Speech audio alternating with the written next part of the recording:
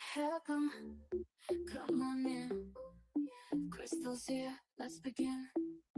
No time for that fake stuff. Diamond in the rough, we dive in. Knows why. Real talk, hit it hard. Opinions more than real. Crime talk, that's the deal. Crystal's crime conversations. Real talk, no hesitations. Crystal's crime conversations. Fun around raw, all sensations.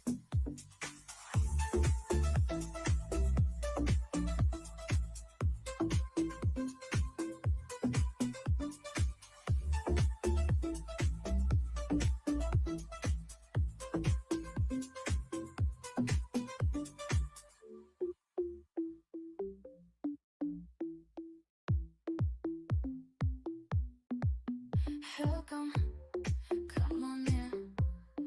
Fun and raw, all sensations. Let's go.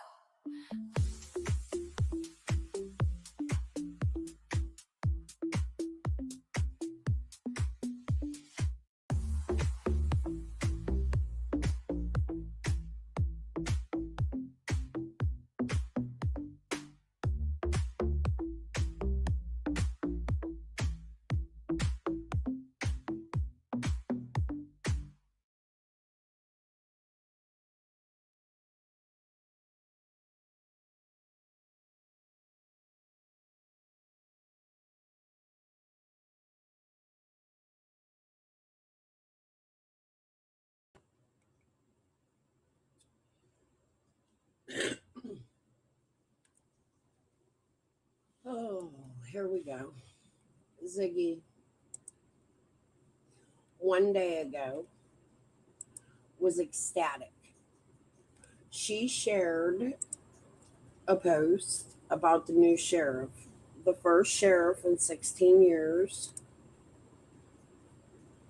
Scott Stewart, to be Hawkins County's first sheriff in 16 years. This is an image of him.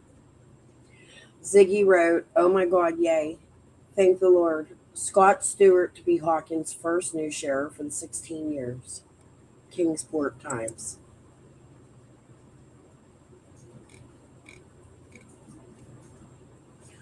Rogersville. For the first time in 16 years, Hawkins County will have a new sheriff in town, Scott Stewart. Stewart won Tuesday's Republican primary election with 3,405 votes, about 41% of the total votes cast for sheriff. All results are unofficial until certified. Stewart is the assistant director of the 3rd Judicial District Drug and Violent Crimes Task Force. He began working for Hawkins County Sheriff's Office 23 years ago. Since then, Stewart said he's working in every major division, from corrections to patrol to criminal investigation. He has worked in narcotics for over a decade on the Regional Drug Task Force. One of Stewart's goals as new sheriff, he previously told the Times News, is to create more buy-in from the HCSO employees and the community by being transparent and communicative. I think that's very important in Summer's case. He faces no opposition. In August general election, Stewart will replace longtime Sheriff Ronnie Lawson, retiring in August.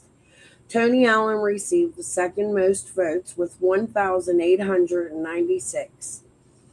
David Good got 1,676 votes, followed by Roddy Miller with 1,142. Then Chad Britton with 276. That's it. Rogersville, Hawkins County, Tennessee. So yeah, you'll just be looking at me. So talk to me about your background, just all about your career and what you've done so far.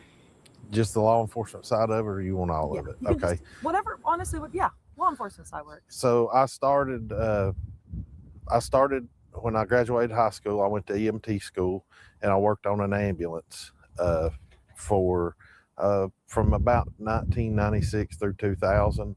And I worked for a hazmat company, and that hazmat company, we had the first cleanup contract in the nation for meth labs. So we started doing a lot of meth labs, started working with a lot of guys in law enforcement, made friendships with them, and kind of got the bug. And then in 2003, I started at the sheriff's office, started in corrections, and I worked in corrections for about a year. And from there, in 2004, I went to the police academy, or went to the road. In 2005, I graduated the police academy. And from 2005 to 2009, I was a patrol officer. In 2009, I went to school resource officer for that school year. They had a officer at the school at Volunteer High School that quit. So I took that school resource officer. At the time, I think we only had 4. So I took that school resource officer's place. And when the summer came, they asked if I would be willing to work with the detectives. And in, I guess you'd say, the summer of 2009, 2010, 2009, I guess it was, I went to the school, or from the school to detective, and stayed there until I went into narcotics about a year and a half later, something like that. And I've been a narcotics investigator ever since. And in 2012, I went to the district attorney's drug task force for the entire district. We cover Hamlin, Hancock, Hawkins, and Greene. And in 2018, most of us at the drug task force were assigned to an FBI task force, a joint terrorism task force, and we investigate organized crimes. So like your cartels, your terrorist organizations, any kind of hate groups or anything like that. But our primary focus is pretty much just narcotics. So you've been doing that ever and since. Violent crimes. Yeah. And then I guess it was 2014, I think it was, I was promoted to the assistant director at the 3rd Drug Task Force. And I oversee day-to-day operations. In 2014, they made me the assistant director at the Drug Task Force, and that's as assistant director, I oversee all the operations, day-to-day stuff, the equipment, the agents, checking on the informants, making sure the people that are working for us are doing everything they're supposed to. So, hey, Earl, the reason I came live to show this is because I think it's very important that we know who is in charge of Summers' case. This guy's going to be coming into office in August, September. He's going to take over Summers' case. At the end of this video, he tells us he has a plan to involve the community in Summers' case, and that got my wheels grinding, and I started sending him messages about my family in Hawkins County. Hey, Trial Junkie. I'm waiting to see if he responds, but I'm going to read those messages to you. This is a short live. I really want to get into the senator I started covering last night. I'm going to come back with more of the Ziggy and Ryan stuff later this evening. However, I wanted to make sure I came live this afternoon and spoke about this because I think this is important to not only Summers' case, but Layla's case and many other cases. And we could see that this man has a very long history with the Drug Task Force, the FBI. He already has an established relationship with them. So for me, I don't know much about this guy. I'm not from Hawkins County, but when I look at it with Summers' case in mind, I think that he could be the perfect guy to crack Summers' case. But let's finish listening to this, and then I will read you the messages I sent him. Do and just overseeing casework and things like that. We've got 4 full-time agents and about 5 part-time guys, and I mean, we stay busy. Mm-hmm. And how many years total have you been in law enforcement, or just in general? And So would you say July of this year will be 23 years. And what is your main mission heading into this election? Say it one more time. What's your main mission heading into the election? I just want to be a frontline leader. I feel like, being at the task force, I've been able to go all across the country, especially when we got assigned to the FBI. And, law enforcement in general is the same thing that any other business has. Everybody has similar issues and similar problems, and everybody pretty much does the same job. I've been lucky enough to go other places and see things that I feel like would work and help us. I've seen the things that I feel like won't work. So I think that just gives me a better rounded view, kind of like a 10,000 foot view instead of 1,000 foot view, from being able to work with all the other agencies. We've worked with the FBI, the DEA, the federal agencies. We've worked with the Highway Patrol, TBI, the state agencies. And then we've been blessed to work with the other sheriffs in our district and in our area. We work a lot. Knoxville's the new Atlanta. It's the new hub for drug distribution. Everybody doesn't have to run to Atlanta anymore or have to run to Georgia. They just go to Knoxville. So we've made some really good partnerships. So notice the states he named. Those are the states that were busted in the drug bust with James Light. Atlanta. What was the other one he named? Let me go back a second here. Everybody doesn't have to run to Atlanta anymore or have to run to Georgia. In Georgia, where Dobbs is from, there was a pain clinic in the James Light bust. A man named Thomas Lang and his wife were involved in that. They ran a clinic out of Chattanooga and one out of Georgia, and that was a huge bust within the area of Summer Wells and the family members of Summer Wells where they all lived.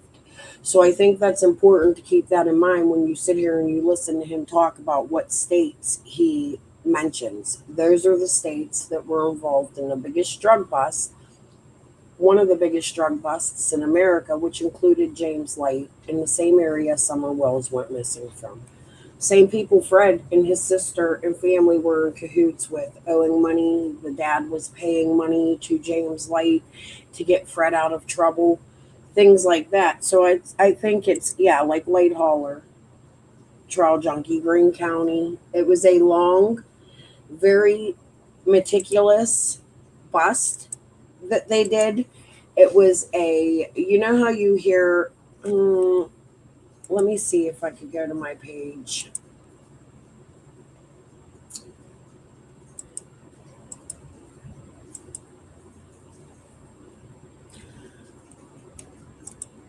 Let me see if I could find. I did a series.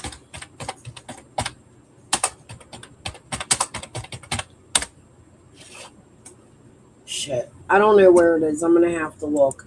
But I did a series one time with a drug bust that was going on in Kentucky, and I broke it down for you, and I showed you how they do little busts. Like, for instance, Jody Sue could have been a little bust, Karen Elliott, a little bust. All of those busts were happening during the time of the James Light era. It's like, what leads up to the big bust? Who do they get to drop charges on? If this one snitches, if that one snitches, if this one tells. It's an operation is what it is. Like Grady Judd does one, fuck around and find out. You understand what I'm saying? Where they set things up. The police will set things up. I believe the James Light bust was, hold on.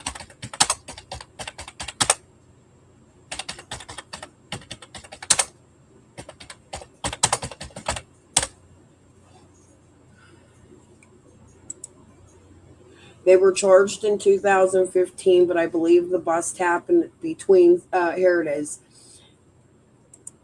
between September 11th and February 13th, 2013. 32 individuals. So this went on for 2 years. It was a small operational drug bust that led to a bigger drug bust, which included clinics. This is what Squall was speaking on when she came out. All right, but let's go back to Sheriff Stewart. They just go to Knoxville. So we've made some really good partnerships and worked with those guys a lot. And they took a stance a few years ago and got really serious and really proactive on drug enforcement down there. And it's changed a lot. I mean, it's helped a lot. And in doing that, we've got to work with them, and I've seen some of their policies and some of their things that work. And I feel like that's probably one of our bigger problems. You're always going to have theft. You're always going to have these different things, but almost all of it goes back to the drug problem. I've been blessed through that task force also to be able to work with several groups that are not just not just arrest them and put them in jail. And people do have to be held accountable. But treatment programs and different addiction groups and different support groups and different, we arrest somebody, we put them in jail, they sit there for months and months and months, and then, okay, you're out. And they don't have any new life skills, they don't have any new education, they don't have any support of where they can go get a job or try to get, back on their feet. And that's one thing that we've saw that Greene County did for a while. And it's worked. Those people that they help to get those jobs while they're and doing things while they're incarcerated, it helps them to when they come out, their fines are paid. They've got a little money in the bank to be able to get housing. They've got a little money in the bank to be able to get a vehicle if they need one. They've got their license back. There's a lot of things like that I want to focus on. Yeah. Next question. I mean, kind of leading into it. What are your goals heading into the election? What do you want people to know if you're elected that you want to accomplish? And my main goal, if elected, is I want the people to know that I'm accessible. That's why when we started this campaign, one of the things I built a team that has helped me. And one thing I told them up front, all of our literature, everything we put out, everything, it has my personal cell phone number on there. I want to be accessible. If a citizen has a complaint, I'm going to come to them. I'm going to be out here. One of my goals, if elected, is one day a week to work with the deputies, whether it be working in the schools, working in the jail, work on patrol, helping the detectives, helping narcotics, wherever that shortcoming is, to be able to go. And more than anything, just to be out in the community and the citizens, sheriff down in. So one of the things he's speaking about here is he wants to be in the community. He wants to be transparent with the community, which in my opinion, he's going to go on and talk about Summer Wells' case and how he has an idea that he wants to involve the community in and possibly finding Summer's case or coming to a resolution. We're going to hear what he says coming up. Yes. Trial junkie. It's the things people have not paid attention to. It was one of the largest busts in America. It happened between the years of 2011 and 2015. There was a man named James Lade who is related to Frank Lade, who Squall had brought out and was attacking. Annie Saranac, Scott H., Fred Hill, they are all blood related to James Lade. People don't want to put it all together. It becomes confusing when people put content out and then they take the content away and then they fight and they file frivolous lawsuits. Because I found out I am also related by marriage, not blood. My blood relatives are related to the same people, which is what I wrote Sheriff Stewart about today. And I'm hoping he will listen to me. But we're going to get there as soon as we're done with this. Like I said, this is a short live today. Florida, Grady Judd, a lot of people know. I think he said it best. I went to a training with him and he spoke. He said, when I retire, I don't want to go to Walmart and people see me and turn and go the other way. He said, I want them, my goal as a sheriff is for when I retire, for them to come up and say, we really miss you. Hey, you did a really good job, that they want to be engaged with you. Nice. Is there anything else you want to add? Anything else? Anything else that I might have missed? Like I said, we're accessible. Anybody has questions, comments, wants to sit down and talk, we're willing to meet with anybody and talk to anybody. That's why we've put our phone number out. That's why we've put I didn't start a campaign Facebook account. It's my personal account, our social media, our email, everything comes straight to me. If they have questions or concerns, I'm available. The last thing I want to ask you, Summerwell's case, anything you want to say about that? I know it's been in the works for years. Anything you want to say? We have, I have a plan for the Summerwell's case, a theory of something I think that would to include the community if they so wish. I know a lot of people have said, well, we wanted to do this and wanted to do that. I think my background, I've been in the rescue squad since 1994. And I think, our county is made up of a lot of volunteers, just like our state, and people want to help. And I know it's been 5 years, but I think there's some things that we could possibly do and involve the community, and it would give some people some sense of inclusion. And that's one thing we want to do in our campaign as well. If we're elected, we want to be able to have quarterly meetings in the community, like town halls, to where the citizens can come without having to come to the sheriff's office, because people feel more comfortable at home or in their backyard. So we want to go out to the communities and say, give us your questions, your concerns. What are we doing good? What are we doing bad? And kind of the same thing with the Summerwell's case, so just to basically get them involved. And I live in Hawkins County in the Churchill Park.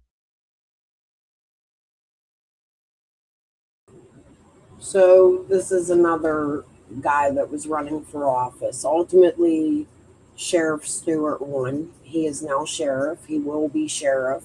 He will be in charge of the Summerwell's case. He will be the new lead. He will be who says if Pruitt's still going to be on the case or how it's going to go forward. He will be the one in charge of watching Fred.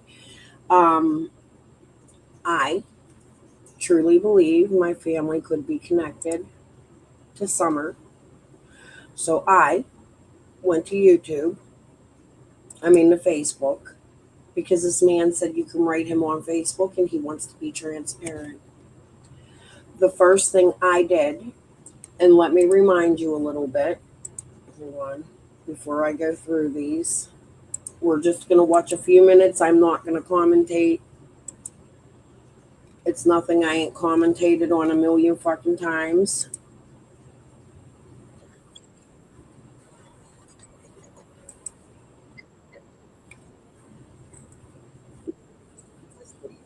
Her name is Rosemary, and he has a sister named Nancy. Skip some of this shit. Look at herpes. This is herpes, Stacy. Okay. Here's what we're going to do. I'm going to go into... Oh, you guys didn't see her. See herpes, Stacy? Shit. My mouse pad's messed up. We're going to go here. Okay?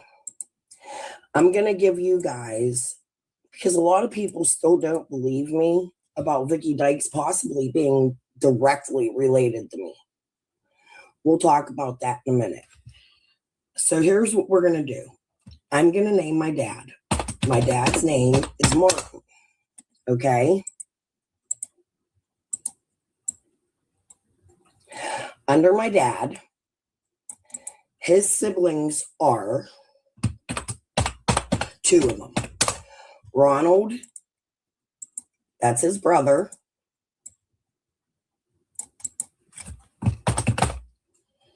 And he has a sister named Nancy. Okay, we're going to put her in here for a reason, because I have reason to believe something. I'm not sure if it's true yet. I've been told it is, because I don't know my family real well. So we're going to find out by putting it here. Okay, so my dad's Martin, my uncle's Ronald, and my aunt is Nancy. My uncle Ronald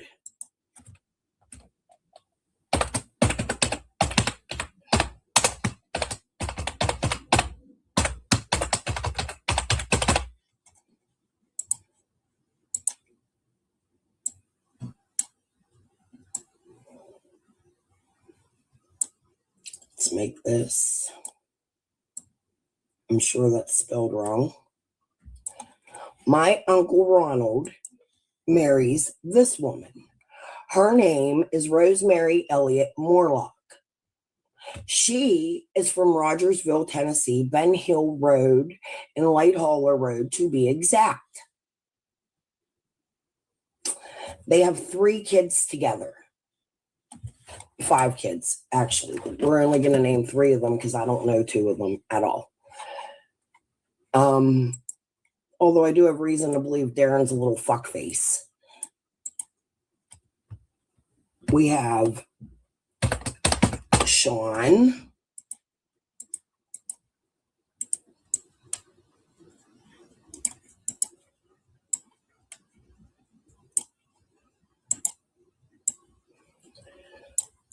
We have Ronald.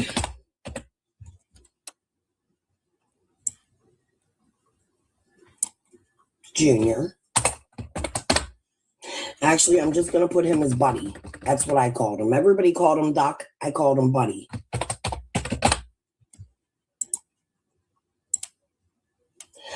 We have Sean, Buddy.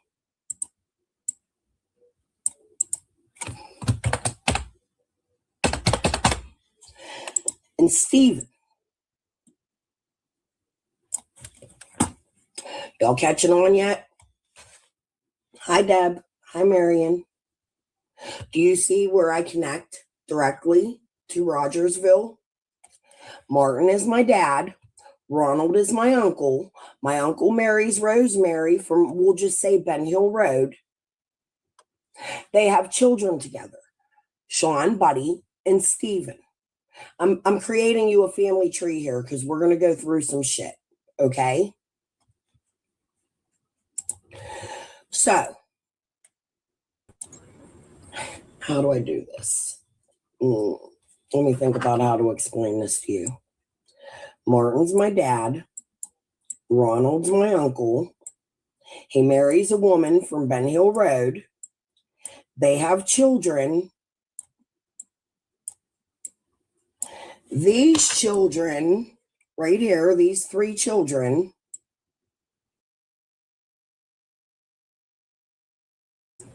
I'm going to explain none of these people live in Rogersville. None of them. Except for Vicky Dykes, who I believe somehow has a connection to my family through my Uncle Doug. I don't know how to prove that. I'm trying. However, I believe she is a woman from my childhood who I used to babysit her children. She was a madam when I was a kid. So was some other people.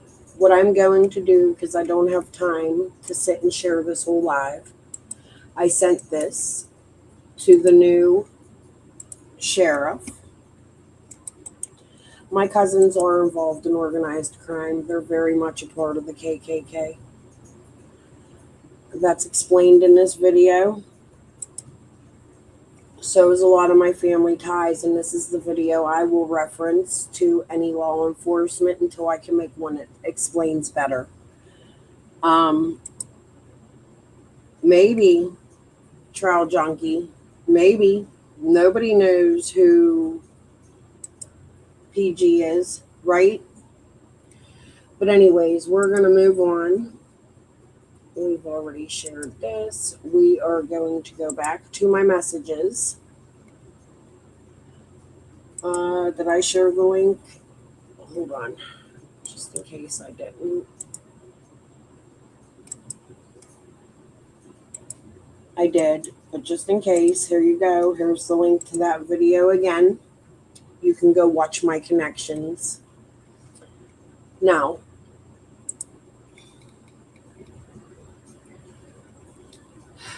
Scott Stewart. Yes, I am a YouTube creator, but yes, I have reason to believe my family may be involved with Summer's case. This is why. Please listen. I am also hoping to call the sheriff's office and have a conversation with you about Summer and your plans without going into detail. I know you have a past with the FBI and cartels as I watched your interview. My father worked with the cartels in Miami Beach, Florida, and and in the last 15 years bought borderland. We are related to people on Light Hauler Road and Ben Hill, I discovered while covering Summer's case. Please believe me and watch this, the video I sent. JLR, Jonathan Lee Riches, actually did a live from my father's borderland. My father also lived across the border in El Dongones, Mexico, and ran a business there as an ice cream shop owner.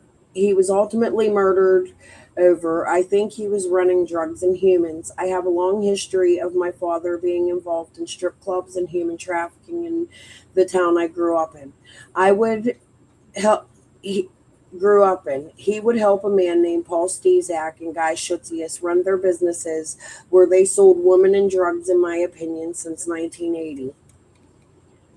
My cousins are part of the KKK and are related to those in Beech Creek 100%. My aunt is an Elliott in Moorlock before she married my uncle here in Pittsburgh, a Stanley. I had 5 frivolous lawsuits placed against me to shut me up from people playing games on YouTube in Summer's case. I also believe my father could have deep-seated ties to Adrienne Amiss, as they were neighbors at one time in Miami Beach, Florida. That would be Ziggy. She had a green card marriage, so did my father. You can go, Ben, verify him. The girl's name was Tatiana. She was a teenager. I was present in his life during that time. So did my father, as he also sold them, in my opinion. This is all true. I have to keep for my YouTube, in my opinion, saying all sounds crazy. However, I promise my dad was crazy as fuck. He really was involved with organized crime, and so are my cousins who are in the KKK federally on paper, as they have murder charges and artillery charges here in Pittsburgh and Texas, like they are real criminals. This is not a joke, and if you want Summer founder answers, someone needs to look at this. You see something, you say something doesn't work, as I've been screaming about this for years, and no one will fucking listen. This could be the biggest case of your life, year one. It'll find Layla and probably thousands of others. I promised the same people took Layla, and I can tell you who. Chris Trott, in my opinion, put his location at the AmeriCorps the day Layla went missing on Facebook. He is from here in Pittsburgh. Karen Elliott made comments that Layla's clothing was in her mother's home. There was an organization named We Can Bring You Hope that involved themselves in Summer's case from here in Pittsburgh. I discovered I know them, and they could connect to Vicky Dykes. I promise this is all real as fuck, in my opinion. I have proof from one of the girls who was trafficked by the same people, and it's in that video I just showed you. Others will talk, and I have names of girls who was trafficked through the boat company in Glassport, PA in the 1990s. Fantasy Boats was the name. It was on 9th Street in Glassport. I was also assaulted by the same people, drugged as a 19-year-old and raped. It's a lot and hard to follow. I need someone to sit down with me to show all the connections. A lot of people, a huge ring. That starts with me and my father. Then I send him the live we're covering right now, and I put, I am covering you right now.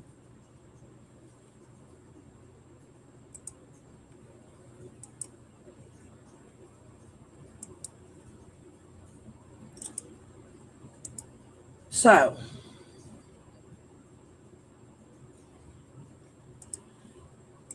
that's where I'm going with this today. I have nothing more to talk about when it comes to this today. However, I'm going to move on because this was supposed to be a short live. Yesterday, I covered a little bit of this cannabis stuff. I hope you will stick around for it. I don't quite know what's going on. I'm hoping to learn with you and get your opinions because I've been going to these concerts where I'm going to go to the second one in Ohio, and this is the type of shit they cover, and I want to find out if it's illegal what our government did because this woman runs a cannabis shop, or I want to find out they are today saying that it was over a bribery. So we're going to watch these 1, 2, 3, 4 news clips I have up, and then I'm going to say bye and come back later, and we're going to cover more of Ziggy. Okay. Let's get to the federal raids targeting State Senator Louise Lucas. Agents stormed her Portsmouth office and businesses as part of an FBI investigation. A lot of unknowns remain, but reports are surfacing about potential corruption and bribery. 10 on your side's Michael Rinker joins us live in Portsmouth to break down what happened yesterday. Michael. Yeah, good morning, Kiana and Katie. It was just about 24 hours ago that those federal agents raided State Senator Lucas's main office here on County Street in Portsmouth, but also right next door is a cannabis business that we have learned that Lucas is a co-owner. Agents were seen there as well going inside, and now a number of reports show or say that this is part of a corruption probe that actually began during the Biden administration. And this morning, the Washington Post reports through their sources that this involves allegations of bribery connected to the cannabis outlet that is the store that Lucas co-owns. And we've obtained surveillance video that shows the moments FBI arrives at the cannabis outlet. Agents could be heard over a megaphone telling anyone inside to come outside with their hands up. But as the raids were happening at the business and at Lucas's office, Ted on your side tried to ask the state senator's daughter what all was going on. I have no idea. Don't know. You'll find out when we find out. Yeah. But it's devastating for our individuals who have developmental disabilities that have to go through this today, and our staff, to not know what's going on. Now, Louise Lucas did put out a statement last night in regards to these raids saying, quote, today's actions by federal agents are about far more than one state senator. They are about power and who is allowed to use it on behalf of the people. What we saw fits a clear pattern from this administration. When challenged, they try to intimidate and silence the voices who stand up to them. Now, that is just part of her statement last night. You can read it in its entirety over on our website, wavy.com. Live in Portsmouth, Michael Rinker, 10 on your side.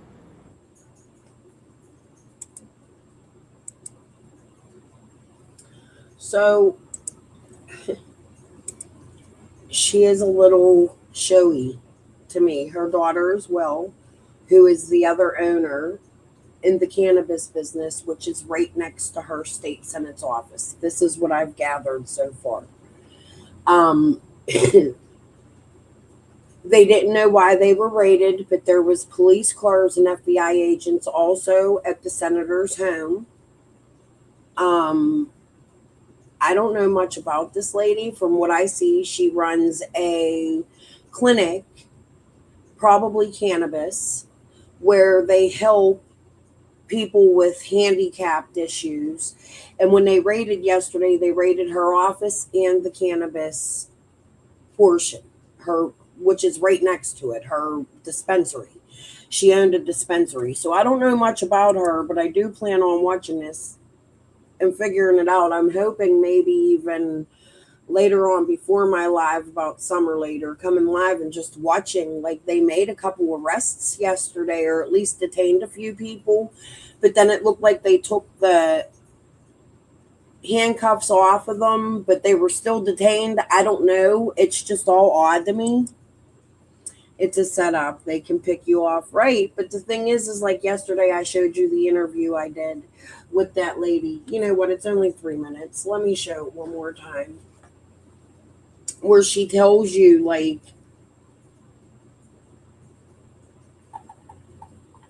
they still land. Our government will still land. This was statewide. This story I'm going to show you, statewide, it was legal.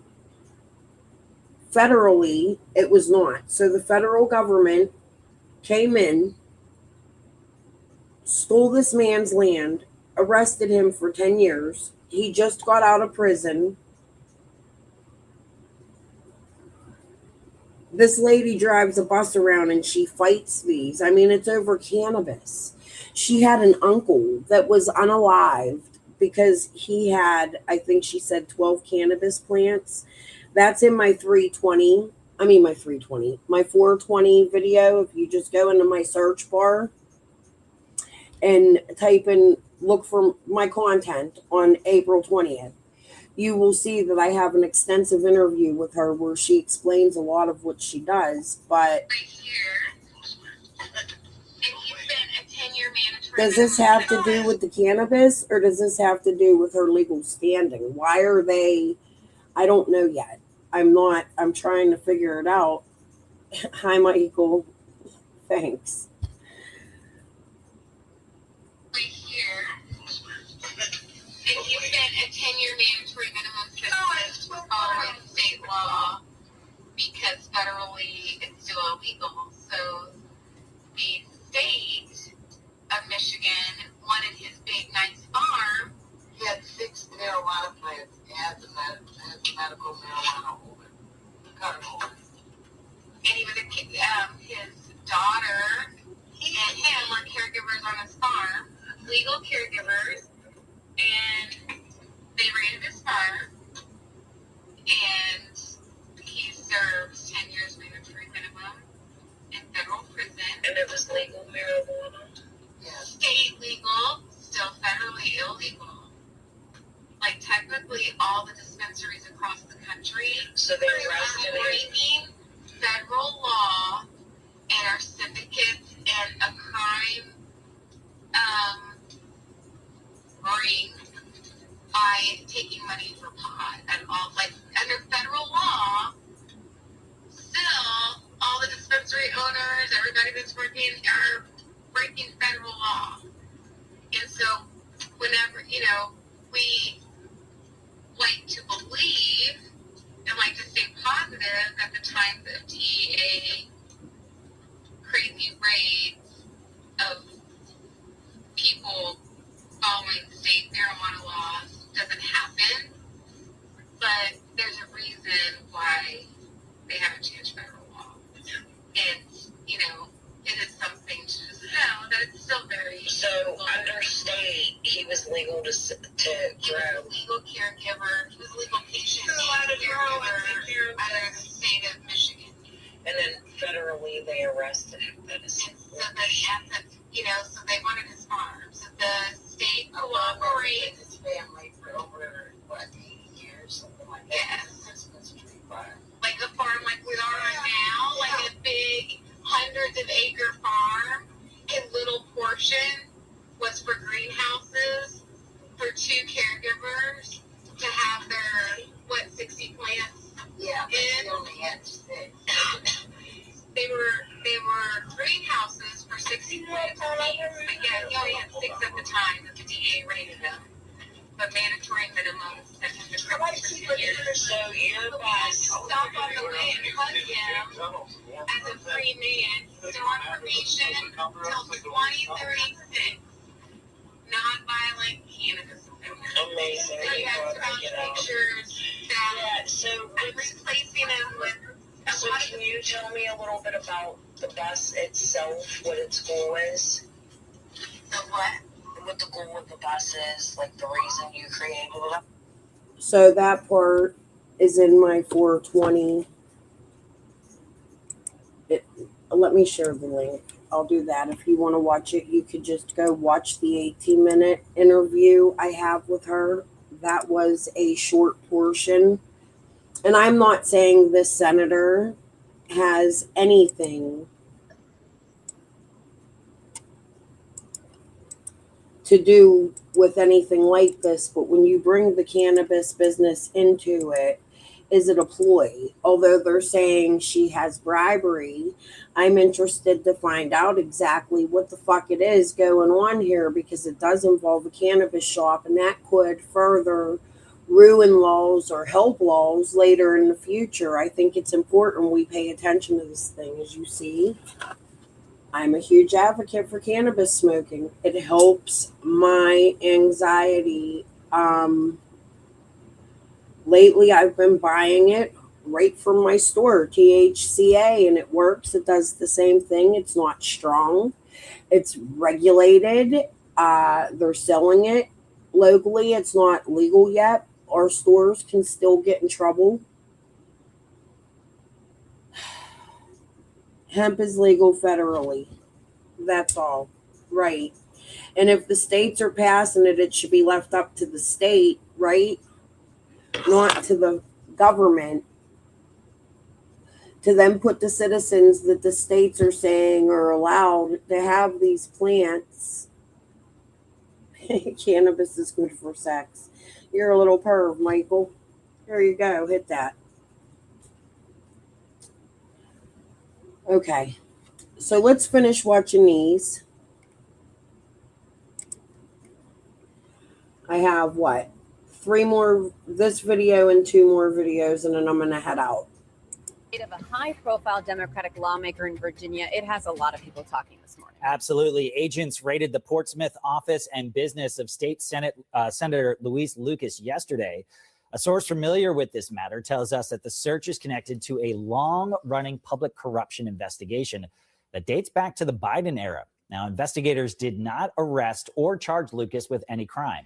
The agency really hasn't revealed much about the raid or what, if anything, was found in connection to their investigation. But this morning, reaction is pouring in about whether the move is in retaliation for her work on Virginia's redistricting effort or for her criticism of President Trump. And Lucas is not the only Democrat under the DOJ's microscope right now. Federal officials also announced that they're investigating Fairfax County Commonwealth's attorney Steve Descano.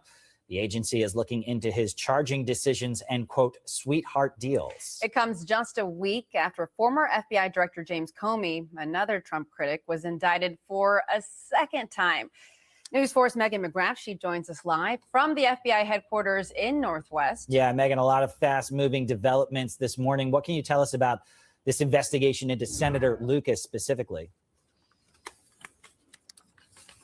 Well, good morning. Yeah, this is something that began with a search of her Portsmouth office yesterday, searched by the FBI. And take a look at the video. You can kind of see what that search looked like. Now, a source tells NBC News that it's related to a corruption investigation that dates back to the Biden administration. The FBI also searched a business that Senator Lucas co-owns. That business is called the Cannabis Outlet. Now, Senator Lucas has not been arrested or charged with any crime. Democratic leaders and Lucas herself are questioning the motivation and timing behind the FBI action. Senator Lucas, of course, is a powerful, top-ranking Democrat in the state of Virginia. She is an outspoken critic of President Trump and was a key player in the move to redraw congressional maps in Virginia, something that would favor Democrats. Now, in a statement, Senator Lucas says the searches are, quote, are about more than one state senator. They are about power and who will be allowed and who is allowed to use it on behalf of the people. What we saw fits a clear pattern from this administration. When challenged, they try to intimidate and silence the voices who stand up to them. I am not backing down. Now, we asked Howard University law Professor Lucius Outlaw, what's next for Senator Lucas and federal prosecutors? Well, she'll have to lawyer up, that's for sure. But really, the next step is figuring out what is the DOJ's next step. Is there a grand jury that's investigating that's going to bring charges against Senator Lucas? Now, the FBI and the Department of Justice, they are not discussing this investigation or giving any detail about what exactly they were looking for in these searches that were carried out yesterday. I also want to stress that Senator Lucas has not been arrested or charged with any crime. Back to you. Okay. Megan McGrath reporting live from the FBI headquarters. Megan, thank you. Thanks, Megan. So in Pennsylvania, my son knows a lot about the laws. It's just something I recently started following after going to this thing during the 420 weekend. I became really interested in it. It's a lot of reminds me of Tennessee a little bit following Summer's case, because what I've been going to is it's like a country rap festival where they promote cannabis and laws in their states. Let me show you. Let me see if I could go to my Facebook. I don't know. They like to keep it small, I think, so it's nothing I want to too much promote. However, if it's something you'd be interested in donating to,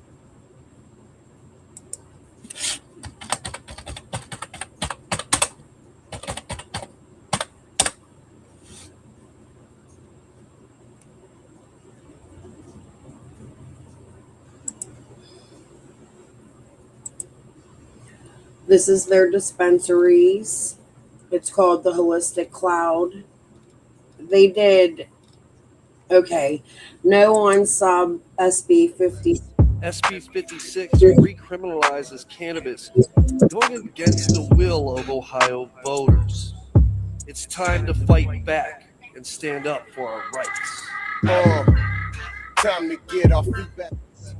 SB 56 recriminalizes cannabis, going against the will of Ohio voters.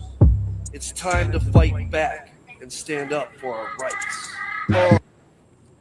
So SB 56, they were explaining it to me, and it's something I'm looking into because it's something. I'm a neighboring state to both Virginia and Ohio, West Virginia, New York. So these are the states that are legalized. And I went to this concert thing thinking it was just a concert. But when I got there, I realized it was a lot of political fighting for the shit in the cannabis world. Now I plan all summer long to go to every festival they have. Just at this farm, they do many of them. They fight it all over Ohio. I can only afford so much. I actually was thinking about maybe putting my Cash App up for something like this to be able to afford it to travel. I want to travel a little bit with that lady from the bus. I want to reach out to her because what she does is she'll pick people up to go fight in different states for the cannabis laws. But I want to look into that law that I just showed you. I think it's really interesting. And I think it's something that could be brought into the true crime community, because is it a crime that our federal government can just come in and take somebody's fucking farmland because they have 6 fucking plants? Or like that lady's uncle who was unalived on his land so they could steal his farmland because he had a few plants. She explains how they riddled his body. The FBI. Yeah. No fucking shit. And people die over cannabis. It's sickening. Yes, signed. Vote, vote, vote. Now, Pennsylvania, it's something we're fighting for. So that's why I want to learn, because I want to be a voice. I think in my life, marijuana is important to me. It helped me stop alcoholism.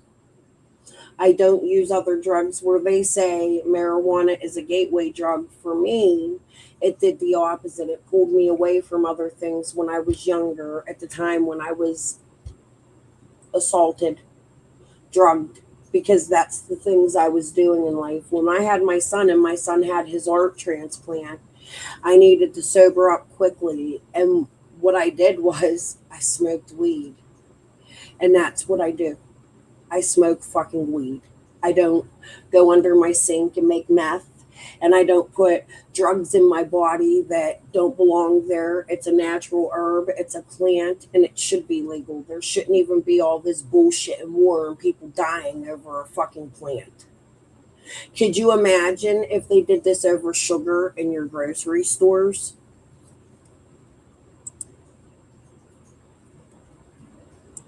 Right. Yeah, I'll get there. I got to learn a little more. I'm just learning. We're just going through it. And I think a good place to start is right here with this senator. No matter what this is about, she's a senator that runs a cannabis shop. I think that's pretty cool. I don't fucking know, but I don't know much about her or her politics. So let's see where it goes. But anyways, let's get to these, because which one did we watch? Oh, I just have a whole list. Here, you know what? Let's do this one.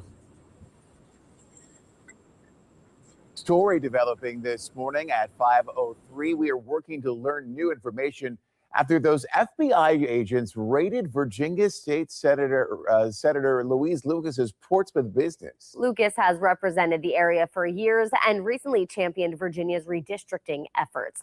Lucas is no stranger to controversy over the years. In 2020, she was charged for helping to dismantle the city's Confederate monument, the case that was later dismissed. Now, Wednesday's raid getting the reaction of the Virginia political world, including one of her allies, local Congressman Bobby Scott. It's in the context of Comey being indicted, Jerome Powell being investigated, Tish James trying to indict her, members of Congress. So it's in that context. But she's entitled to due process and a presumption of innocence. So let the process take its course. Virginia Governor Abigail Spanberger also responded to questions about the raid. Take a listen. Well, certainly I am aware of the law enforcement action that occurred in Portsmouth, and I am awaiting more details to become public before weighing in with any strong public comment. Speaker of Virginia House of Delegates Don Scott, who represents the city of Portsmouth, shared a statement on the raid. He said, Senator Lucas has not been charged with anything. I am deeply concerned about today's raid. Well, the FBI hasn't revealed why they targeted Senator Lucas. Federal defense attorney Robert Jenkins Jr., who is not connected to this case, I'll add, says that search warrants can come at different stages of any case. At some point in time, we all will gain access to not only the search warrant itself, but also that all-important affidavit that was submitted. In a statement on social media, Lucas said that federal agents' actions were about power and silencing those who challenged the administration. She highlighted her role in Virginia's redistricting fight, saying she's never been afraid to confront Donald Trump or anyone threatening democracy, and vowed she's not backing down. Lucas is not facing any charges at this point. News 3, of course, will continue to follow the developments surrounding this FBI raid. We'll bring you any updates on WTKR.com and the News 3 app.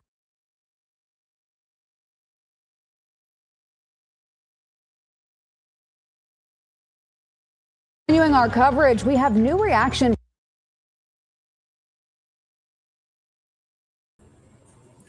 So, Miss Spencer, I've never heard of Corporal Brandon Arnold. When I get a chance, if I remember, I'll look into it. Trump reclassified it from Schedule 3 to putting it in the same category as Tylenol with codeine. Good news. Yeah. That's what I haven't really been following much, but I plan to. And I plan to follow these laws and learn a lot about it, but do it the right way with the people that are already involved in it. I do want to go to every single one of these festivals this summer and get to know the people there. It's pretty cool.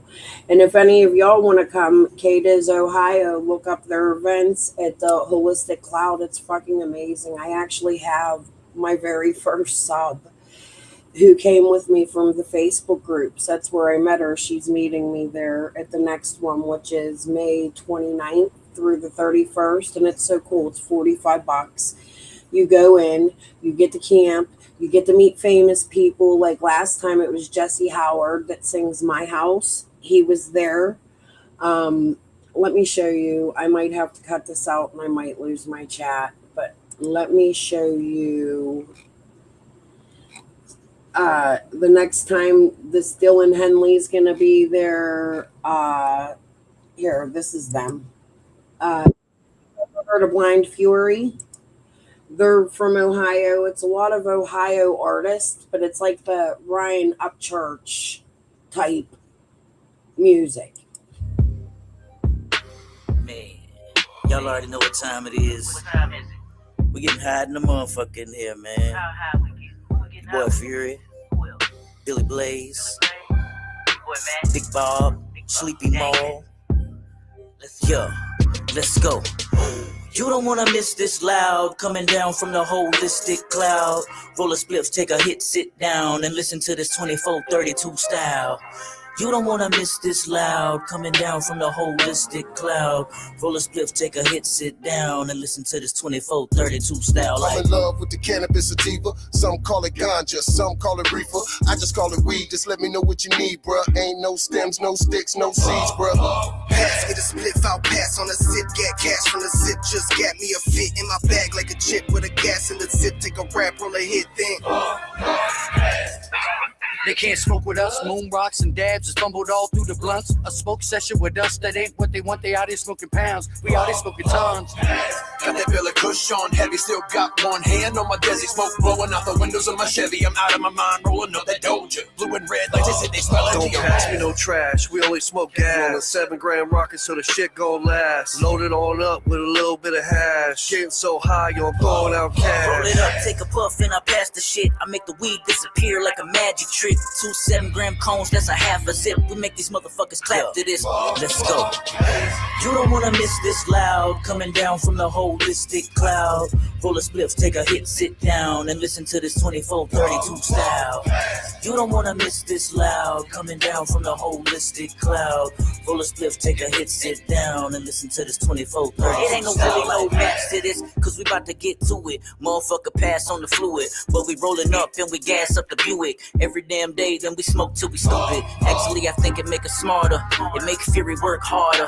And I ain't even got a barter to tell y'all that this is gonna be hotter than the Carter. So just wait on tomorrow. Damn Fury, pass the blunt. You had it for a minute, but it seemed like a month. So we split another, spill it, then we fill it with some runch. Roll it up, light it up, then we. Damn, you ain't asked. Now there's hoes on my lap in the back of the leg on the road to the cash. Got my hand in the stash on the throne, throwing gas on the road. Really give. Oh shit.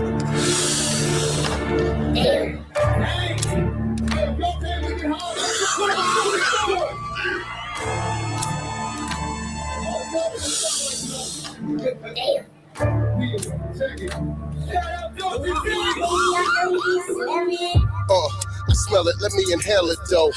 Take a deep breath, exhale it slow. When you see them weed suits, boy, you better know. Leave you looking like Helen Keller, bro. Every show, everywhere we go, we bring a whole cloud. Make moves quietly, but we smoke loud. Keep a loud pack riding in the back of the cloud. Rap Cadillac, pass me some snacks, got the munchies like a motherfucker. Fucking pride so high, I could bungee out this motherfucker. And they rolling up another one, and another one. In my DJ Khaled voice, I'm bugging some, but you know where we from. Oh, high, oh, full tank of gas, so we ride slow till we hit the highway and ride. Go, foot on the gas, pumping gas. Whoa. Big smoky way, big blunt, high as a motherfucker. Big smoky way, big blunt, blow it in the air. Big smoky way, big blunt, let me pass it over here. Big smoky way. Open up and vibe with summer, that's London pound cake. Type the shit that hits you, gon' fuck around, make the ground shake. Rolling up a blunt or something that looks like a sawed-off. Smoke so fucking loud, blowing your fucking chest off. Let them breathe.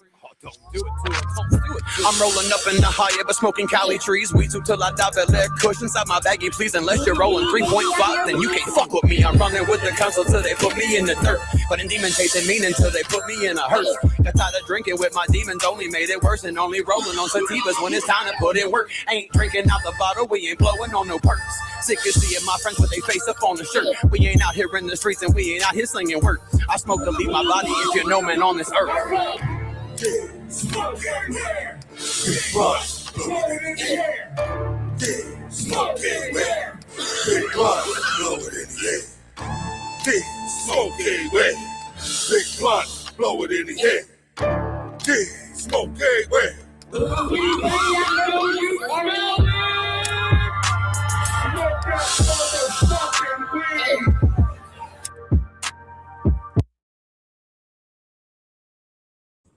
Anyways, they have a lot of, I'm not going to keep doing this because I'm going to have to take it out and I'm going to lose my chat probably. I don't know what's copyright here. I shared one, but it's that look up the council 2432.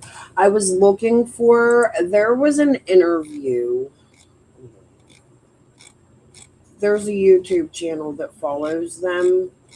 Hot Tea, or I'm trying to find the name of it. I did subscribe. Let me see if I can find them. This lady does interviews with them and she's really involved and I really like her channel. I haven't gotten a dig yet, but I would like to collaborate with this lady and get to know more about this because she's really educated in it, I think. Hot tea, no sugar. Here's a good YouTube channel you could follow. Okay, hold on.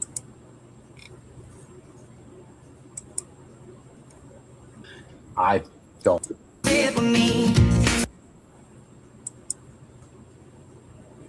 So I met both of these guys while I was at this festival. Both pretty cool dudes. I don't know them personally or anything like that, but I got to have a chance to have conversations with both of them at several points while I was there for the 3 days. I would have liked to have more time to sit and talk to them, but I got rained out, and Billy told me he would do an interview with me. So I'm hoping the next one I get to sit down and talk to him. However, I don't really think I need to, because I think this interview right here is amazing, and I was going to get off of here. But I think it's worth asking you guys to sub up to this channel and listening at least for a few minutes, and then because it's an hour-long interview, we'll listen for about 5-10 minutes. You can get a feel of who they are, and then maybe I can go further over this interview in another time. But you'll see how interesting it is. They're better at describing what I'm trying to say to you than I am. Hold on. I was driving. He's like, "What? Are you kidding me?" Now, what year And was this? this was 13 years ago, 2013. Oh, so this is long before it was actually legal Yes. in Ohio. Okay. Yeah, I've worked on every medical marijuana petition in Ohio, decriminalization petition, full legalization petition. So to run it back just a little bit, did you smoke weed like growing up as a kid? Yeah, I smoked one time when I was 13 or so, and I didn't really feel like I had any effect from it. And then probably about 6-8 months later, I started smoking, like when I was 14-ish, and been smoking ever since. Yeah. Uh, What about you? When was the first time you got high? Oh, probably like 12, 13. I grew up on Wheeling Island. You know what I mean? Like it wasn't like it was hard to find. Yeah. Everybody that I was hanging out with were all smoking. Like I was heavily immersed in that lifestyle early. Sorry, Mom. Was it like love at first sight? You hit it and was like, Yeah, actually. I loved everything about it.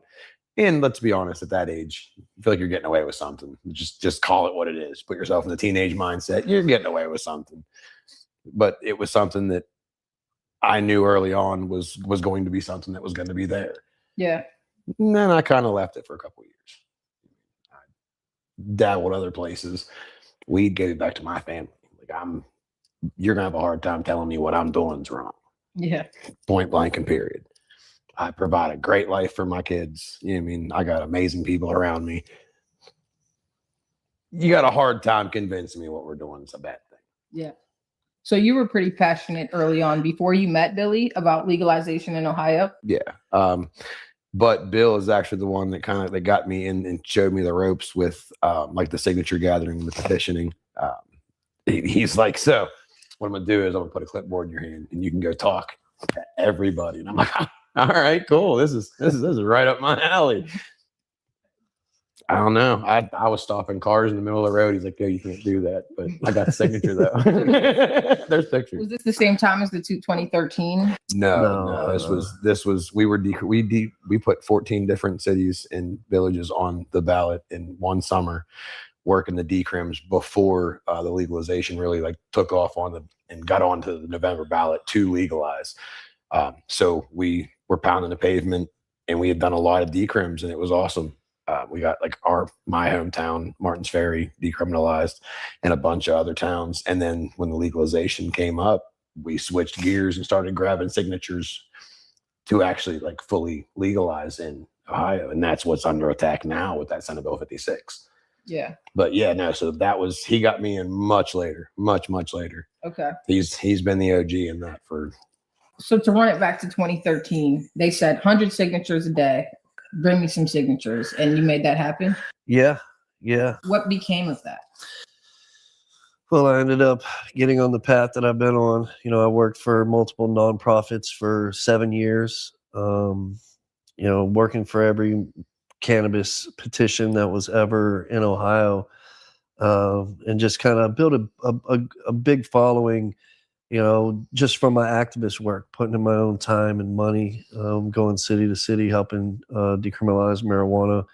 We decriminalized marijuana in Toledo because when I went up there for the medical marijuana petition, shortly after that, they had a decriminalization petition. So I'm collecting signatures with both petitions, getting 100 signatures on each. And, you know, the organizers was just like, you know, holy cow, like nobody does that. Because 30 or 40 signatures in a day is a good day. What made you so passionate about it? Well, the universe has me here for this very reason. I was born on 4/20, the National Weed Smoking Holiday. So, That's so cool. He takes it seriously. I do take it serious. He takes that to heart. You throw some crazy parties. There are people here on this earth that are put here for certain reasons, and I fully believe that I was put here to do exactly what I'm doing right now. And that's marijuana advocacy.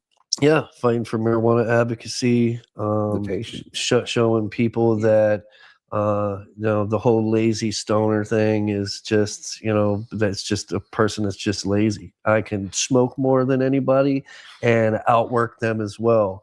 But I could also be professional too. I'm also a councilman in Bel Air.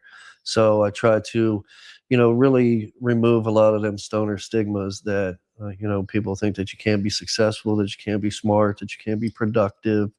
Mom. I feel the same. Yeah. So were you always involved in politics and activism? I never really got into politics too much, just the activism side of it. And once you kind of get into the cannabis activist side of it, you know, I'm somebody who really believes in our Constitution, and I stand up for our rights, whether it's gun rights, weed rights, women's rights. It doesn't really matter, you know, what it is. I'm somebody who really tries to utilize the Constitution to our advantage and fight for it. So, At what moment were you like, yo, this might actually happen? Like, this might actually become legal in Ohio? I mean, honestly, when you go back a couple years for like the medical, even online, there was so much negative that surrounded it. You put, if anything that was posted about it, you have so many people on there with the, you know, I mean, the stereotypical, oh, they're just, it's going to bring crime and all this other stuff. When the shift happened for me was when like we were online and you start seeing a lot of the older generation that are now like, no, I mean, I really genuinely don't see the harm in it legalizing. You don't see the issues. They don't see the difference between it and alcohol. When you start seeing those conversations being had, we hit a turning point where like this is probably going to work. Yeah. Because especially if you can collect the signatures, because they give you an ungodly amount of signatures you have to get to even make it a thing. Yeah. And that's what we're dealing with right now. But you have to have so many signatures. Like there's so many hoops that have to be jumped through to get to that point. Yeah. That when you see that shift in like the community getting behind it and finally seeing through like the bull crap, so to speak, we hit a point where we were on the side of Route 7, standing there with signs, and all day long, you get the occasional middle finger, but for the most part, it's all honks and yeah, you know what I mean? And it's majority the older. So that was 10 minutes of this 1 hour and 7 minute long interview. I haven't seen the whole thing of yet. I've seen about half of it, and I want to continue to watch it with you guys. I hope the 19 of you that are here will watch it with me. But look, what I'm showing you is what they do is they have their own like rap sort of thing, but they have these festivals in Cadiz, and you meet a lot of interesting people there. It's honestly a lot of fucking free weed. Dude throws money, this, that, and the other. He spends a lot of money to do this, and it's donated land. Somebody who owns a farm gives him so many acres, and for $45 you get the free camp. You get to see several famous name like Yo Boy Dirty and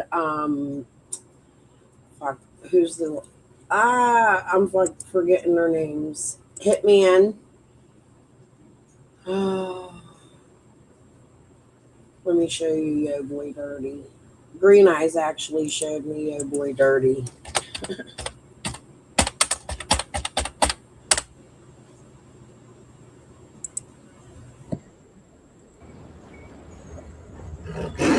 They get all these musical artists to come out and support their cause.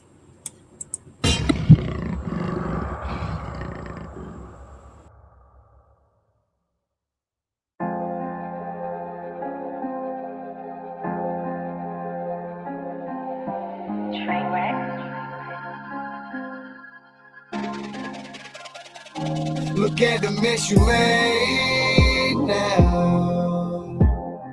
And just look at what you done. Yeah. Had to let the monster out the cage now. And there's no way you can run. Ready or not, here I come, yeah. You done fucked up, it's over. Now you always gotta look over your shoulder. Yeah, we really do the shit that we told you. And everything you say is fake as fuck, you an imposer. Yeah, I should've listened to my gut back then. But my heart was good as fuck back then.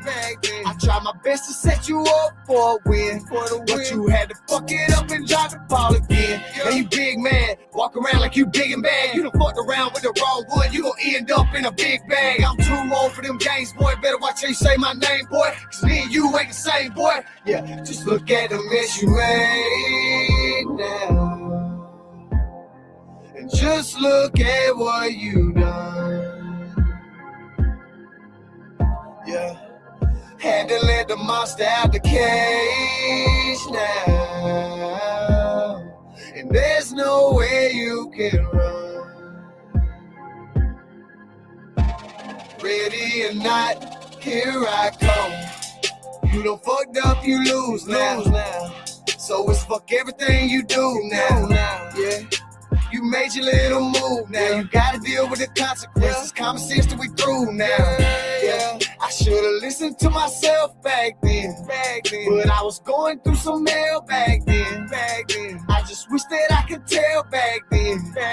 Cause I never would've let you back in. Heart cold now, I don't trust a soul now. I almost had my head right, but I done lost control now. I'm banged up, but I'm hanging on. I keep it moving and roll out. Tried to keep my mouth shut, but it's getting harder. Look at the mess you made now. And just look at what you done. Yeah. Had to let the monster out the cage now. And there's no way you can run. Ready or not, here I come.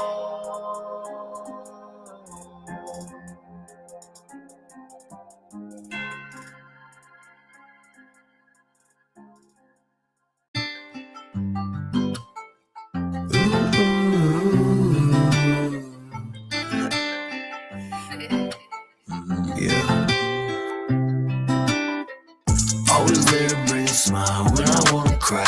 When life is going left, she always get me right. No more lonely days, no more lonesome nights. She's the butterfly, wild side of a firefly.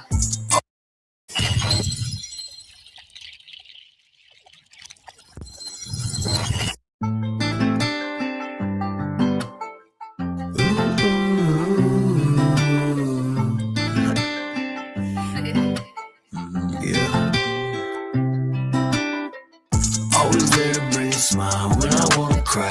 When life is going left, she always get me right. No more lonely days, no more lonesome nights. She's the butterfly, wild side of a firefly. Always there to bring a smile when I wanna cry. When life is going left, she always get me right. No more lonely days, no more lonesome nights. She's the butterfly, wild side of a firefly.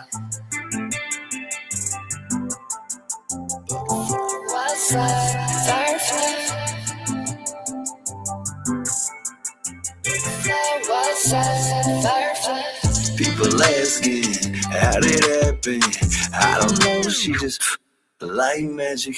I ain't mad about it, she's a lady, she's a beast. Getting 50 shades of freak, rebel, crazy masterpiece. Getting all kinds of rough, with the rowdy. I asked her to stay 100, and then she gave 1,000. I know she'd take a bullet, and I know she'd dump them proudly. Ain't no doubt about it, J, baby, rebel, crazy savage. Trying to come for mine. Trying to come for mine. Trying to come for mine. I'm taking you and yours. She my slice of light. Brought me life in this gruesome world.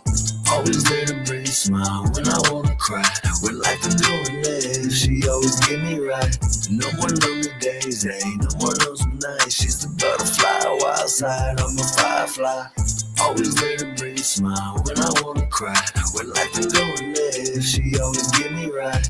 No more lonely days, hey, no more lonesome nights. She's the butterfly, wild side, I'm a firefly. Wild side, firefly.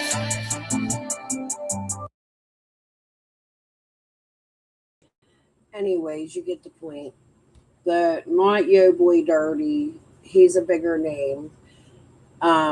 There's a lot of bigger names that show up. Like Jesse Howard's a huge name right now. If you haven't heard the song My House, Welcome to My House, hold on.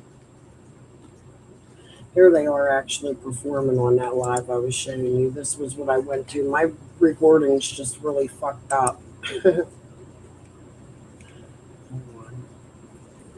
Anyways, you get the point. It was a great.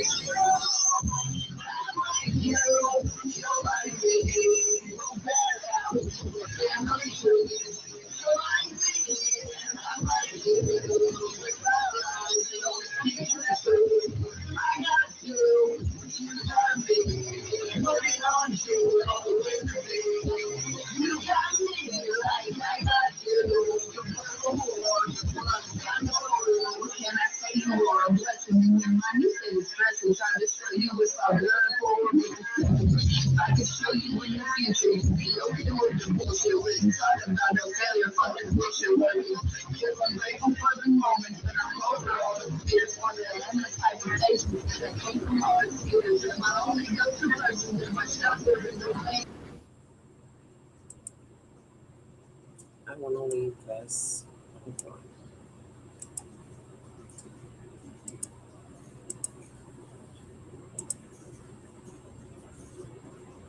This guy was walking around. I had the opportunity to meet him, but I didn't because it was pouring down rain and I was a big baby.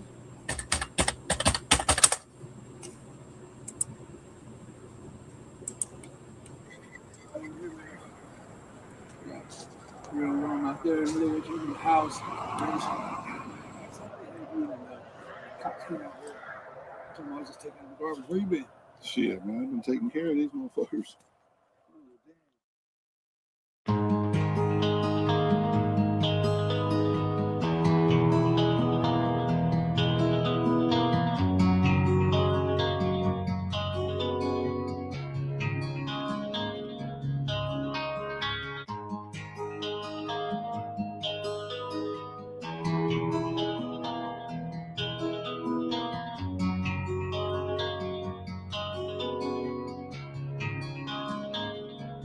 Y'all was coming in,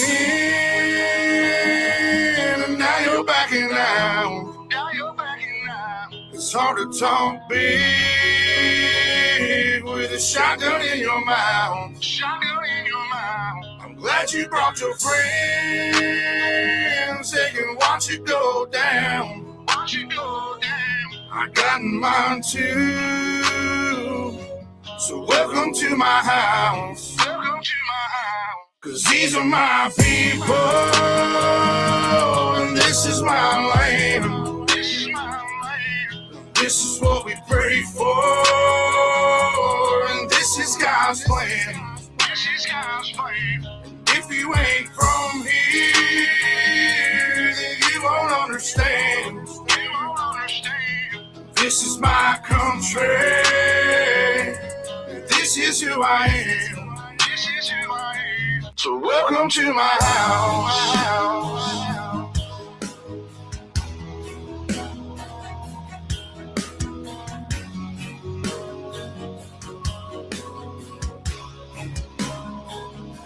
So welcome to my house.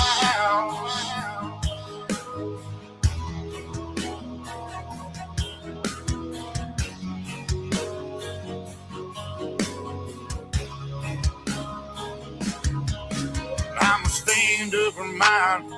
You better believe it, cause today won't be your day. I can guarantee it, you should turn and walk away and get to leaving, or I'll let this 12 gauge do all my speaking. Don't push me on the edge, boy. Don't push me on the edge, boy. Cause I'm aiming for your head, boy. I'm aiming for your head, boy. And all I see is red, boy. And all I see is red, boy. I told you not to cross that line. I told you not to cross that line. I'm giving you a chance, boy. I'm giving you a chance, you see, boy. The devil ain't a glance, boy. The devil ain't a glance, boy. I can knock you out your pants, boy. Knock you out your pants, boy. I told you not to fuck with mine. I told you not to fuck with Lord have mercy. Lord have mercy.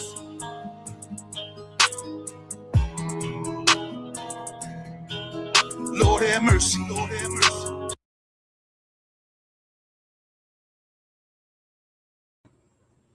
He's from Missouri. Hey, Green Eyes. You should come travel up here the end of fucking May. I'm going to see your boy Dirty, and I'm going to get to meet him. I'll get you an autograph. Green Eyes is who showed me your boy Dirty, actually. Okay, but anyways. Follow Cannabis Experimented. He's my doctor, my MJ doctor.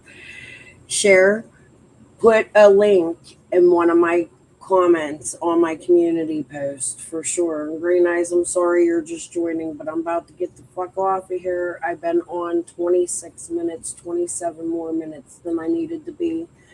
I have some things to do around the house, and I kind of just want to listen to music. But I wanted to bring attention, please. This wasn't what my live was supposed to be about.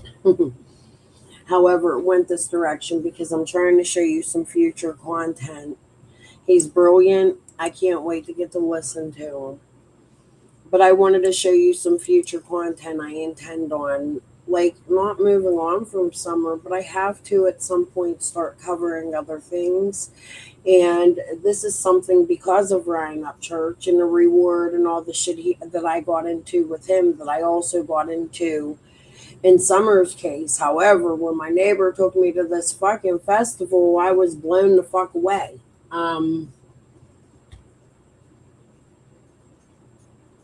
It gave me some sort of direction on content and things I want to cover. I really think you should look up like Holistic Farm, The Council 2432, I think is the name of it, Billy Blaze, all of that on Facebook if you live or you're willing to travel from like wherever you're at to the Ohio area when they have these festivals. I'll post the flyers. But I want to keep up more with the laws and this cannabis and things that they bring in that they teach people as they come in. And they do take, like Billy told me while he was walking through there, it takes a lot of money to do this. Like, he seemed a little stressed out. I don't know. I'm sure it does. He didn't tell me he was stressed out over it. He just made the example that it takes a lot of fucking money. You know what I mean? To keep this going so that he could fight the laws in Ohio.